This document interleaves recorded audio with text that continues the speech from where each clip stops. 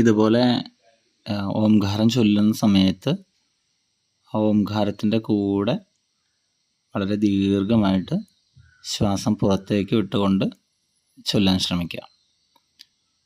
ചൊല്ലിക്കഴിഞ്ഞിട്ടുള്ള ആ ഗ്യാപ്പിൽ ഉള്ള സമയത്ത് വളരെ സാവധാനം ഉജയശ്വാസത്തിൽ നല്ല ശ്വാസമുള്ളിലേക്ക് എടുക്കുക. ഉജയശ്വാസം എങ്ങനെയാണ് എടുക്കാൻ എന്ന് അറിയാത്തവർക്ക് നമ്മുടെ ഉജയ് ബ്രീത്ത് എന്ന് പറഞ്ഞിട്ട് എൻ്റെ യൂട്യൂബ് ചാനലിൽ തന്നെ സെർച്ച് ചെയ്താൽ കിട്ടും. അല്ലെങ്കിൽ എൻ്റെ വാട്സപ്പ് നമ്പറിൽ കോൺടാക്റ്റ് ചെയ്താൽ മതി. അങ്ങനെ വളരെ ദീർഘമായിട്ട് ശ്വാസമെടുത്ത് വളരെ സാവധാനം ഓംകാരം ചൊല്ലുന്നതിൻ്റെ കൂടെ ശ്വാസം എടുത്ത് പഠിക്കുന്നതാണ് ആദ്യ ഘട്ടം.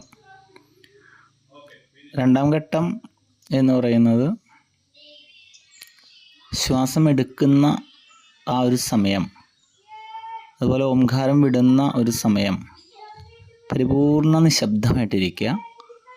എന്നിട്ട് ഓംകാരം ചൊല്ലുന്ന ആ ഒരു ശബ്ദത്തിനോടൊപ്പം നട്ടെല്ലിൻ്റെ അടിവശത്ത് നിന്ന് മൂലാധാര ചക്രത്തിൽ നിന്ന് ആജ്ഞാചക്രം വരെ ശ്വാസം വളരെ ദീർഘമായിട്ട് എടുക്കുന്നത് വിഷ്വലൈസ് ചെയ്യണം. ശ്വാസം എടുക്കുന്നതാണ് അവിടെ വിഷ്വലൈസ് ചെയ്യേണ്ടത്.